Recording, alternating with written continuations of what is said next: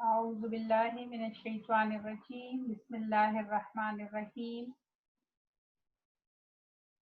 السلام علیکم ورحمۃ اللہ وبرکاتہ۔ فرسٹ ایئر کے طلبہ و طالبات کو اردو کی آن لائن کلاس میں خوش آمدید۔ اس امید کے ساتھ کہ آپ اچھی صحت کے ساتھ ہوں گے۔ آج اردو آن لائن کلاس میں ہمارا 15واں لیکچر ہے۔ اس سے پہلے آپ نے نظم پڑھی جو کہ ایک مرثیہ ہے انیس کا۔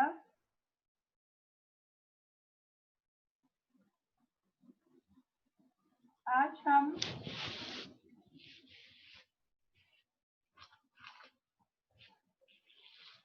اپنے انشاء کا سفر نامہ پڑھیں گے جو کہ آپ کی کتاب کے پیج نمبر 84 یعنی 84 پر موجود ہے۔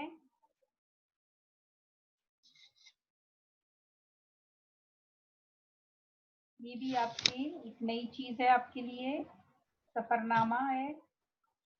پہلے ابن انشاء کا تعارف پڑھ لیتے ہیں، اس کے بعد ہم افسانہ پڑھیں گے۔ ابن انشاء اردو ادب کا بہت بڑا نام، جنہوں نے اپنے منفرد انداز سے بطور مزاح نگار جو ہے وہ بہت بڑا نام پیدا کیا۔ تاریخ پیدائش ان کی ہے 1927 1927 اور تاریخ وفات ہے 1978 1978۔ آپ کی کتاب کے پیج نمبر 84 پر موجود ہے ابن انشاء کا تعارف۔ ابن انشاء کا اصل نام شیر محمد خان تھا۔ وہ جالندھر میں پیدا ہوئے، قیام پاکستان کے بعد لاہور چلے آئے۔ ادبی زندگی کا آغاز بحیثیت شاعر کیا، بعد میں بطور مزاح نگار، افسانہ نویس، صحافی اور سفر نامہ نویس شہرت حاصل کی۔ مزاح کے میدان میں انہوں نے اپنی خداداد صلاحیتوں کا لوہا منوایا اور ہر طرح کی قاری سے داد وصول کی۔ ان کا اسلوب تحریر سادہ، رواں، دلکش اور شگفتہ ہے۔ چھوٹے چھوٹے جملوں میں مزاح پیدا کرنا ان کا خاصہ ہے۔ ہر موقع پر ہنسنے ہنسانے کی گنجائش پیدا کر لیتے ہیں۔ الفاظ کے صحیح انتخاب اور ان کے درست استعمال پر انہیں قدرت حاصل ہے۔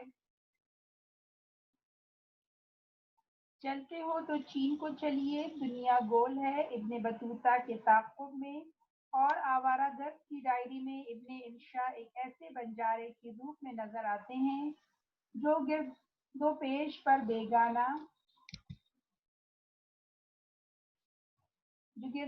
بیگانہ روی سے نظر ڈالتے ہیں، لیکن حقیقت میں ان کی آنکھ اشیاء کے باطن کو دیکھتی ہے اور قاری کو ماضی اور حال سے آشنا کرتی چلی جاتی ہے۔ یعنی وہ صرف ان کے حالات نہیں بتاتے بلکہ وہاں کے تاریخ جو ہے اس کو بھی بیان کرتے ہیں۔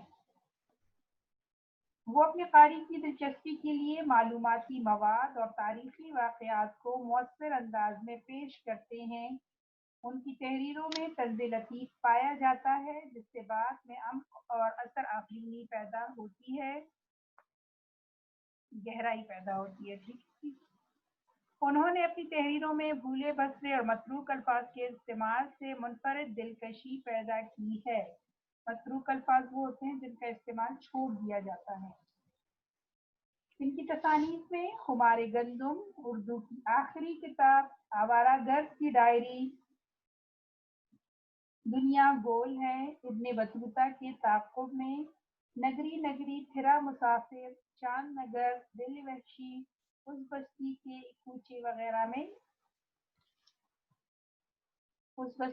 کوچے میں شامل ہیں۔ ٹھیک ہے جی، اس طرح یہ ان کی تصانیف ہیں۔ اب جی پیج نمبر 85 پر इनका सफरनामा जो है वो शामिल है, जिसका नाम है शिराज और किनारे आब रुकनाबाद वगैरह। ये इनका खूबसूरत सफरनामा है।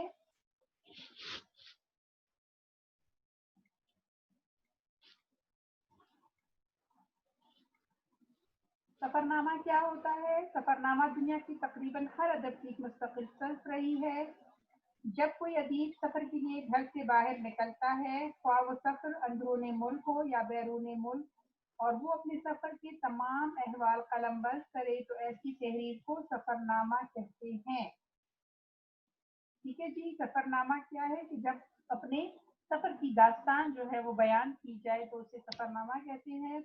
सफरनामे में किसी खित्ते या किसी मुल्क की तारीख भी शामिल करता है, और उसका जोग्राफिया भी, यानी वो सिर्फ अपने सफर के हालात बयान नहीं करता, बल्कि वहाँ की तारीख, तहजीब व तमद्दुन, जोग्राफिया, माशी और माशरती हालात, इन तमाम का भी जो है वहाँ पे जायजा लेता है और उसको भी बयान करता है।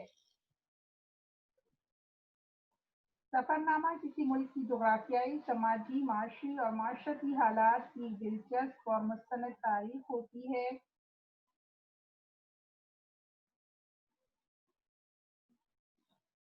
उर्दू ज़बान का पहला अफसाना निगार यूसुफ हलीम खान कंबलपोश है। ये भी हमारे पास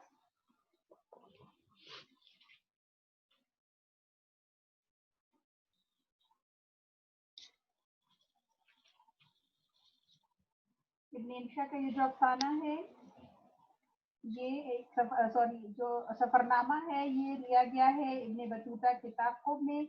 ये वहाँ से ये पोर्शन दिया गया है जिसमें उन्होंने ईरान के शहर शिराज और रुकनाबाद के बारे में हमें बताया है। सफरनामा एक पूरी मुकम्मल किताब होती है, तो उसमें से कुछ पोर्शन, कुछ हिस्सा जो है वो आपके सिलेबस में शामिल किया गया है, और उसमें जो इलाके बताए हैं वो है शिराज, किनारे आब और रुकनाबाद। ये ईरान के मशहूर शहर हैं जिनके सफर का अहवाल जो है वो इब्न इंशा बयान करते हैं।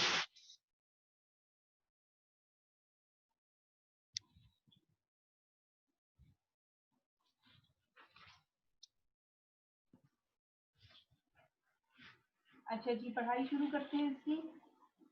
इन लोगों पर हमें रश तो खैर कभी नहीं आया, ताज्जुब हमेशा हुआ है जो सुबह उठ बैठते हैं।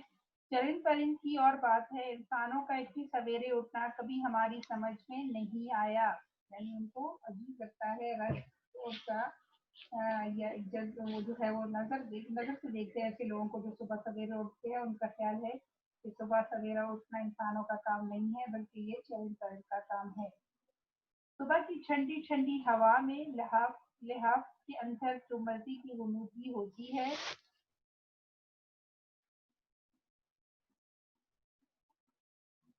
इसका लुत्फ उठा सुबह उठने वाले बेनसीब क्या जाने। बेनसीब यानी जिनका जो अच्छे नसीब वाले ना हो, जिनके नसीब में कुछ ना हो, वो कह रहे हैं उसको जो सुकून मिलता है वो ऐसे लोग उसका फायदा नहीं उठा सकते या उनको नहीं पता। तो ऐसे बेनसीब हैं वो जानते हैं। वो तो इस वक्त जंगल में तांते काट रहे होते हैं या टर्टल करके वापसी के चक्कर लगाते हैं। कि सुबह सवेरे उठने वाले लोग जो हैं वो इसका मजा नहीं उठा सकते, क्योंकि वो बाहर की फिजा में घूम रहे होते हैं या फिर लाल बाग के चक्कर लगा रहे होते हैं। सुबह उठने के फजाइल में हमने भी पढ़े हैं, लेकिन सुबह खेजों में से कुछ को तो नमूनिया या बिगड़े जुकाम से मरते देखा। बाकी की उम्रें भी हमारे चाल के सुस्त वजूदों से ज्यादा लंबी होती नहीं देखी। यानी जो लोग कहते हैं कि उम्र लंबी हो जाती है या जो बीमारियों का शिकार नहीं होते, तो कहते हैं ऐसा नहीं है। मैंने बहुत सौ को जो है वो इन बीमारियों से क्योंकि सुबह सवेरे उठ जाते हैं, जिनको नमूनिया या जुकाम हो जाता है, फिर वो इससे मर जाते हैं।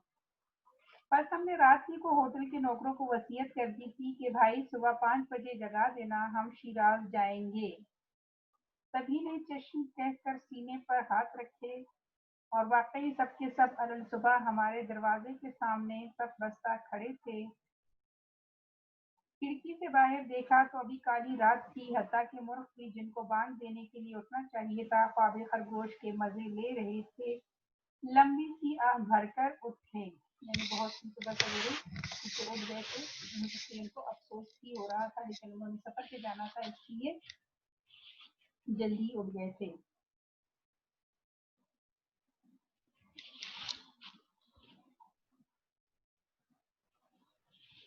شیراز کا ہوائی اڈہ بس ننھا منا سا ہے۔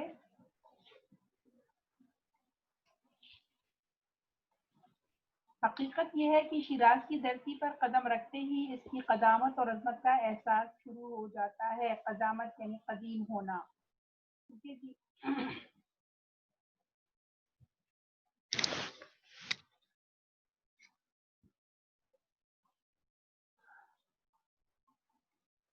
قدامت و عظمت، پرانا اور عظیم ہونا۔ افسوس کہ موسم خزاں کا تھا، نہ پھول نہ بات، یہ یقین ہی نہیں آتا کہ وہ شہر ہے جس کی گل و گلزار کی تعریف سبھی کرتے ہیں۔ گل و گلزار، پھولوں اور باغوں کی تعریف۔ کہا جاتا ہے کہ شیراز جو ہے وہ بہت ہرا بھرا شہر ہے ایران کا، اور یہاں پہ پھول اور پھول جو ہیں اور باغ جو ہیں وہ بہت زیادہ ہوتے ہیں، لیکن چونکہ خزاں کا موسم ہے اس لیے ان کو ایسا کچھ بھی نظر نہیں آ رہا۔ ہمارے ساتھ کچھ امریکن ٹورسٹ بھی تھے، معلوم نہیں ان لوگوں کو یہاں کیا ملتا ہے، نہ زبان سے علاقہ نہ ادب و تہذیب سے نسبت، بس ایک کیمرہ لٹکایا، میم کو ساتھ کیا، جہاں کی تعریف سنی ادھر سدھار لیے۔ ہمارے ساتھ سامان کا کڑاک نہ تھا، یعنی جنجال یا زیادہ سامان نہ ہونا، بس سواری کی تلاش تھی، ساتھ ہی میک ڈیول ایجنسی تھی، شیراز اور اصفہان میں اور جگہ بھی ہوگا، یہی ایجنسی ٹورسٹ بیورو کا کام بھی کرتی ہے۔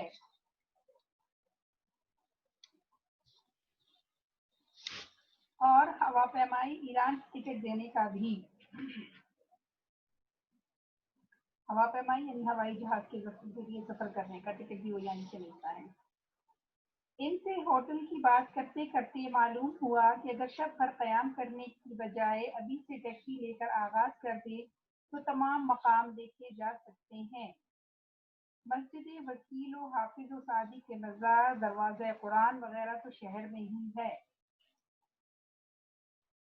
حافظ جو ہے، حافظ شیرازی ایران کے مشہور شاعر ہیں، اور سعدی جو ہے ایران کے مشہور شاعر جنہوں نے گلستان اور گلستان لکھی، آپ ان کے نام پہلے سنے ہوں گے، ان کے مزار بھی وہیں پہ ہیں وہ کہہ رہے ہیں۔ اور دروازہ قرآن یہ ایک ایسا دروازہ ہے جس پر قرآن بنا ہوا ہے۔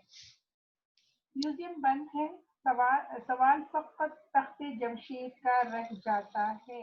تخت جمشید جو ہے یہ وہ تخت ہے جو کہ بادشاہ جمشید بادشاہ کا تخت اس نے اپنے لیے بنایا تھا، اور اس کے بارے میں مشہور ہے کہ اس کے پاس ایک ایسا پیالہ تھا جس میں دیکھنے سے اپنی سلطنت کے تمام اتار چڑھاؤ معلوم ہو جاتے ہیں۔ یہ جمشید کے بارے میں مشہور ہے کہ اس کے پاس ایک پیالہ تھا جس میں وہ دیکھ لیتا تھا کہ سلطنت میں کیا ہو رہا ہے۔ وہ کہہ رہے ہیں کہ یہ جگہیں یعنی مسجد وکیل، حافظ و سعدی کا مزار اور دروازہ قرآن تو شہر میں ہے، لیکن تخت جمشید جو ہے وہ تھوڑا سا دور ہے، لہٰذا اس کے لیے سوچ رہے ہیں کہ جو 60-70 میل کی مسافت ہے۔ میکڈیول ایجنسی والوں نے کرائے کا لمبا چوڑا حساب بتایا جو امریکنوں کے حساب سے ٹھیک ہی ہوگا۔ پھر وہ اصرار کر رہے تھے کہ پہلے تخت جمشید جاؤ، شہر میں کیا دھرا ہے۔ ادھر اپنا دل تھا کہ حافظ اور سعدی میں اٹکا تھا، یعنی ان کا دل یہ چاہ رہا تھا کہ پہلے ان کے مزار پر حاضری دی جائے، لہٰذا ہم نے ٹیکسی لی اور سیدھے مزار حافظ کا راستہ لیا کہ وہی پہلے پڑتا تھا، یعنی راستے میں وہ پہلے آتا تھا۔ حافظ کے ہاتھے میں دیکھا کہ جا بجا لوگوں کی ٹولیاں بیٹھی ہیں، اور ایک کونے میں کوئی شخص ٹیپ ریکارڈ لیے کوئی پروگرام ریکارڈ کر رہا ہے۔ اونچی کرسی پر مزار ہے، لیکن مزار کے گرد کوئی جالی یا پردہ نہیں کہ اندر اطمینان سے بیٹھ کر کوئی فاتحہ پڑھ سکے۔ کہتے ہیں یہاں فال کے لیے دیوان کا ایک نسخہ رکھا رہتا ہے۔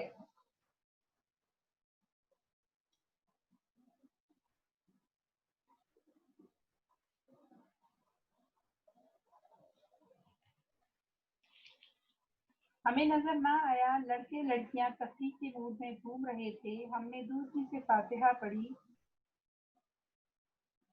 اور ٹیکسی والے سے کہا چلو اب سعدی کے مقبرے۔ मज़ार शेख के अहाते के फाटक पे ही ये शेर रकम था। खाक सादी शिराजी बुआए इश्क आई 1000 साल पस अज मर्गे ओएम अगर बोएम। फारसी का शेर।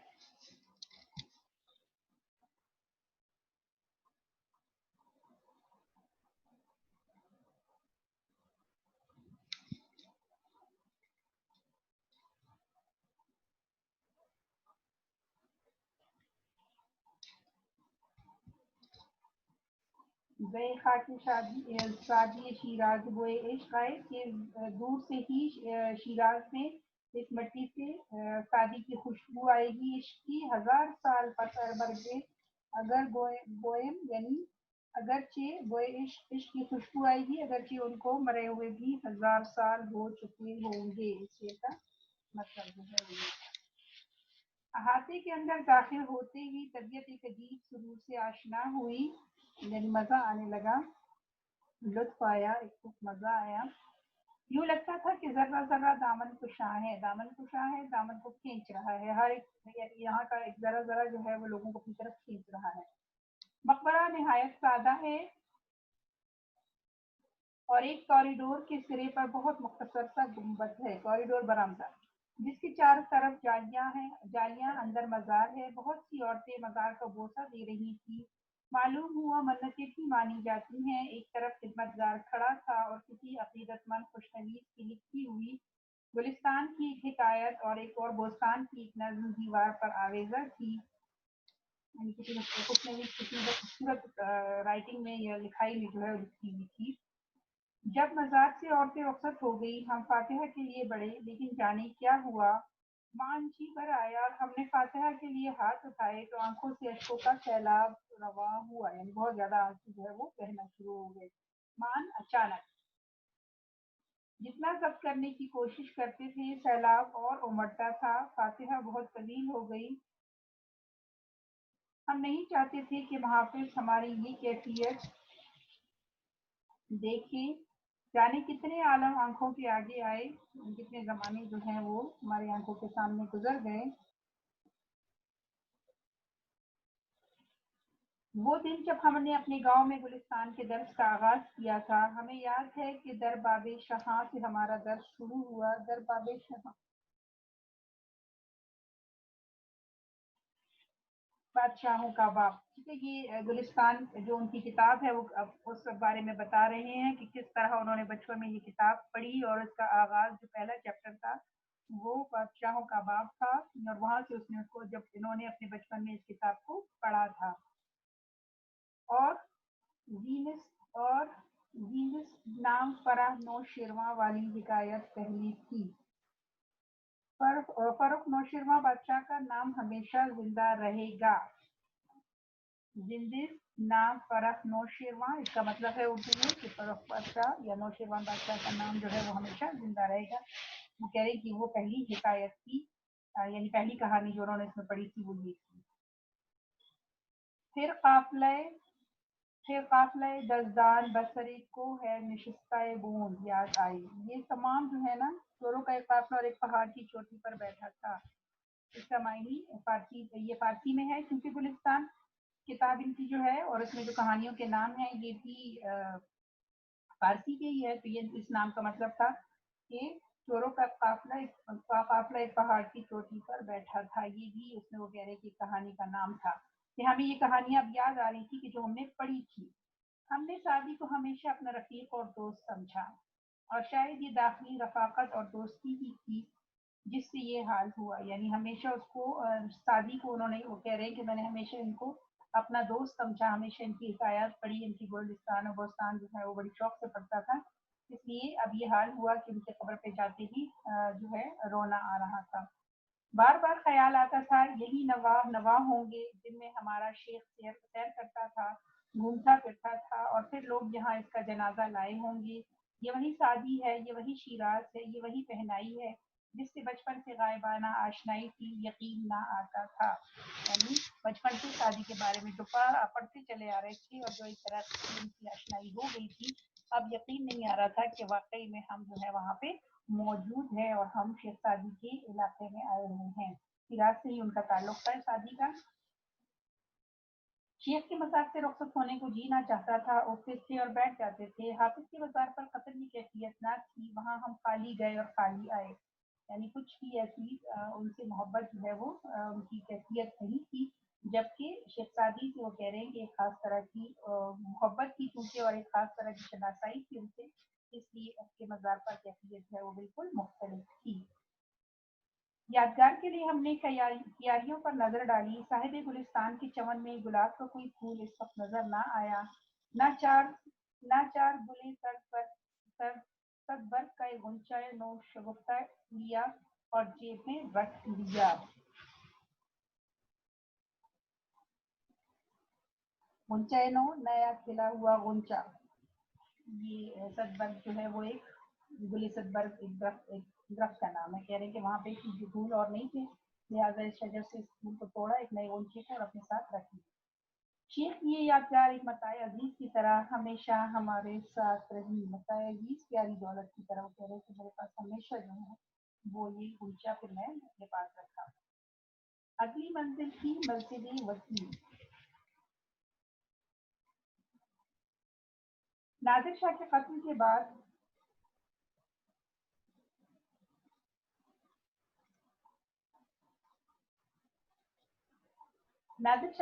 کے بعد شیراز میں کریم خان زند کی حکومت رہی جو اپنی نیک نفسی اور رعایا دوستی کے لیے مشہور تھا. اس نے بادشاہ کا لقب اختیار کرنے سے انکار کیا تھا اور خود کو وکیل الرعایتی کہا. وکیل الرعایا عوام کا وکیل. ٹھیک ہے. وہ خود کو بادشاہ نہیں کہا کرتے تھے. اس کے عہد میں شیراز کے بھاگ کھلے یعنی اس کی قسمت جاگ گئی. اور یہ مسجد بھی اسی کی یادگار ہے جس کی ٹائلیں بہت خوبصورت ہے. ساتھ ہی مشہور بازار وسیع ہے. وہاں سے ٹیکسی لی اور دروازہ قرآن دیکھا. ایک زمانے میں شیراز کی گرد فصیل اور دروازے تھے جن میں فقط یہی باقی ہے. اس کا نام قرآن دروازہ اس لیے ہے کہ اس کے اوپر برکت کے لیے قرآن مجید کا ایک نسخہ رکھا رہتا تھا جو اب تہران کے عجائب گھر میں ہے. یعنی اس زمانے میں بہت پرانے زمانے کی بات ہے. اصفہان اور تخت جمشید سے آنے والی شاہراہ اسی دروازے کی نیچے سے گزرتی ہے. اصفہان جو ہے یہ بھی ایران کا شہر ہے.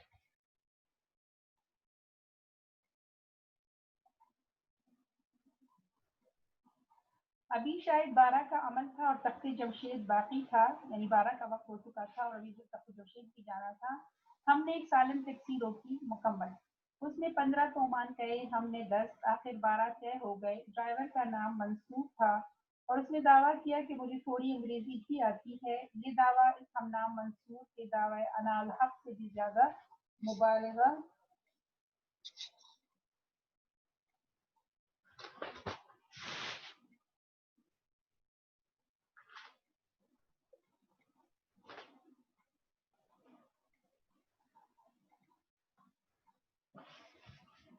آمیز تھا کیونکہ اصل میں اسے صرف ایک لفظ آتا تھا یس اور وہ اسے مسلسل اور متواتر استعمال کرنے پر مصر تھا.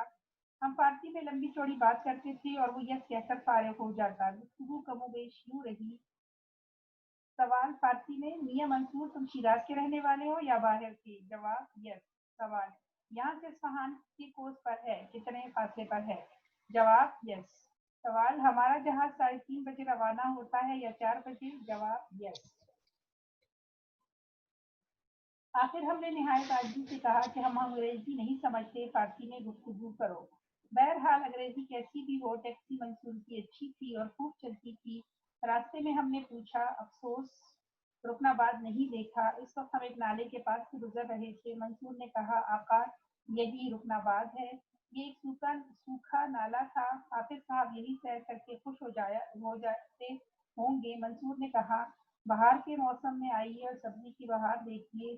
یہ موسم شیراز دیکھنے کا نہیں ہے. گھاٹیاں آتی تھی گزر جاتی تھی.